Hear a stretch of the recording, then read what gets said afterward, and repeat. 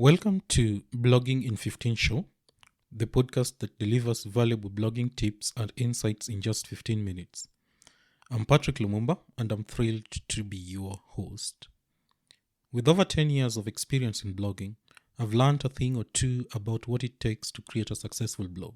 I run a web design blog and I've been able to turn my passion into a full-time career. Through this podcast, I want to share my knowledge and expertise with you and help you take your blog to the next level. Whether you are a beginner or an experienced blogger, Blogging in 15 Show is for you.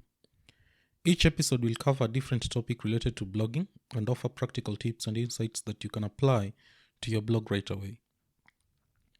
Thank you for tuning in and let's get started.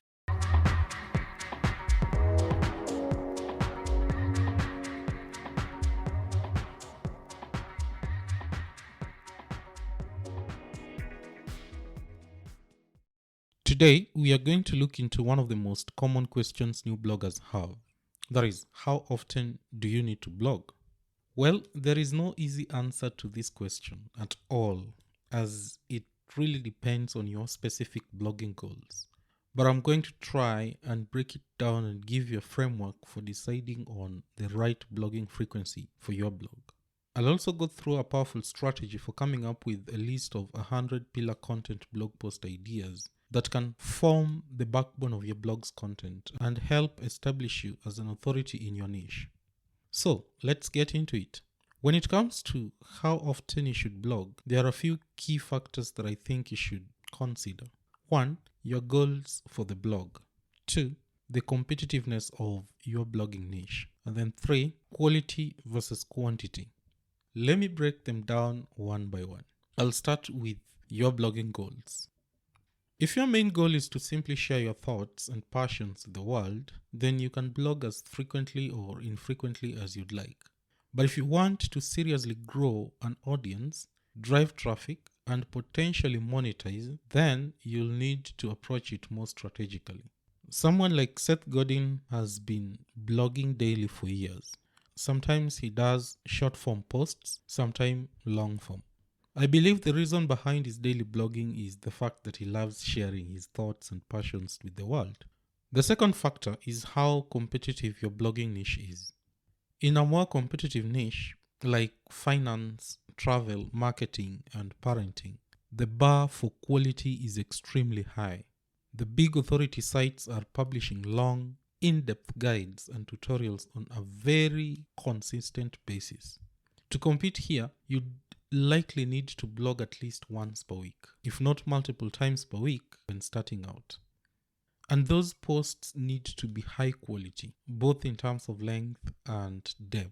We are talking 2,000 plus words long content loaded with visuals, examples, data, and more. Consistently publishing that type of content is extremely tough for just one person or a small team. On the flip side, in less competitive niches, you may be able to get away with shorter posts published less frequently, at least when starting out. But at the end of the day, quality still trumps quantity for the most part. As Brian Dean of Backlinko says, it's better to publish a few amazing in-depth posts per year than a bunch of surface-level fluff posts every week.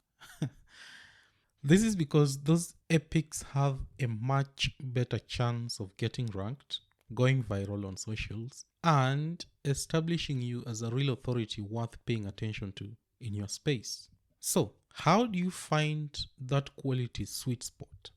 You can do that by creating a smart content strategy centered around pillar pages and topic clusters. The basic idea is to create a number of strong pillar posts that are the ultimate resources for key topics in your niche. I'd recommend coming up with a list of 100 potential pillar posts to start. Then you can continue creating shorter posts that cover subtopics in more depth and link back to your pillar posts. This method caters to both search engines and human readers who arrive at your blog. If you can link intelligently between your posts and reinforce the topics your pillars cover from multiple angles, you'll have a much better chance of getting those pillars ranked, driving consistent traffic, and being seen as a go-to resource. But coming up with 100 killer pillar content ideas is easier said than done. Here's a simple process I recommend going through. First, make a big list of all potential topics you could cover in your niche or industry. Go broad here. Aim for 200 plus topic ideas if you can. Once you've done that, go through and categorize those topics based on search demand and commercial intent. Look at data like 1. How many searches do keywords and phrases related to the topic get each month? 2. What is the overall search volume trend? Is it showing a growing or declining interest? 3. How many other authoritative resources already exist on that topic? And then 4. If someone learned about that topic in depth, how likely are they to want to buy related products, tools, or services? Based on those factors, you can narrow your big list down to a group of topics that have solid search traffic potential, seem to be growing in interest, don't have a lot of comprehensive resources yet, and have clear monetization opportunities. Those should form the basis of your 100 pillar content ideas. It may seem like a lot, but remember, those are going to be your legs, the pieces that will drive traffic and make you an authority in your niche. When you're creating the outlines for each of these pillars, map out all the different subtopics, points, and questions you'd want to cover in exhaustive detail. Then you'll have an endless source of ideas for future supporting content to create clusters around each pillar, helping to reinforce your expertise on that overall topic in Google's eyes. So, in summary, the frequency you blog depends mostly on your goals and how competitive your niche is. But the smarter play for most bloggers trying to grow an audience is to focus the bulk of their effort on developing a handful of pillar posts first. Come up with that list of 100 content pillar ideas strategically using real data on demand and monetization potential. Craft those with care and intelligently interlink them with supporting content you publish around those topics. Unless you're just blogging for fun, it's all about playing the long game and banking with high quality content that will continue to work for you year after year.